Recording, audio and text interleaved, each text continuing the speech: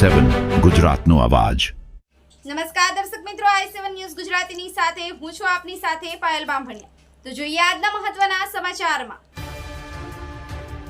Mahisagar collector દ્વારા જાહેર સરકારી તાલુકા સ્વાગત કાર્યક્રમમાં પોતાની રજૂઆત લઈને આવેલા દલિત યુવાન સાથે અભદ્ર ભાષાનો પ્રયોગ કરી અપમાનિત કરતા ભિલોડા કોંગ્રેસના કાર્યકરોએ સૂત્રોચ્ચાર કરી પોલીસ સ્ટેશનને આવેદનપત્ર આપી રજૂઆત કરી હતી।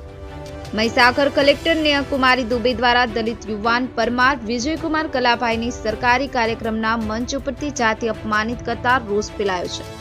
કલેક્ટરે વકીલોનું પણ અપમાન કરતા દલિતો આદિવાસીઓની લાગણી દુભાવી છે તથા અનુજાતિ અને અનુજનજાતિ વર્ગના લોકો અને અન્ય સમાજ વચ્ચે વૈમનસ્ય ઘર્ષણ પેદા થાય એ રીતે દેશની એકતા અને અખંડિતતાને ખંડિત કરવાનો પ્રયાસ કર્યો છે, જેના અનુસંધાને ભિલોડા કોંગ્રેસ પ્રમુખ કાંતિલાલ ખરાડી, સામળભાઈ, અનિલ હડુલા, કાલીચરણ સહિત કોંગ્રેસી કાર્યકરોએ સૂત્રોચ્ચાર સાથે ભિલોડા પીએસઆઈને આવેદનપત્ર આપી રજૂઆત કરી હતી।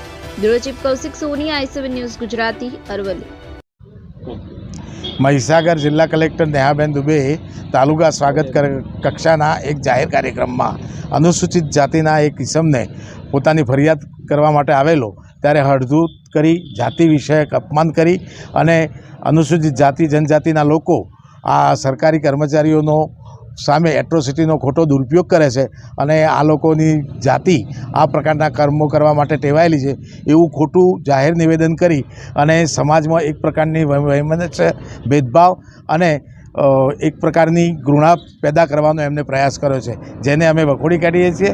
પ્રદેશ કક્ષાએથી આવેલ સૂચના મુજબ અમે આજે ભિલોડા પોલીસ સ્ટેશન અને ભિલોડા તાલુકા કોંગ્રેસ પ્રમુખ કાંતિભાઈ ખરાડીના નેતૃત્વમાં ભેગા થઈ અને એક ફરિયાદ FIR દાખલ કરવા માટે અત્રે રજૂ થયા છીએ।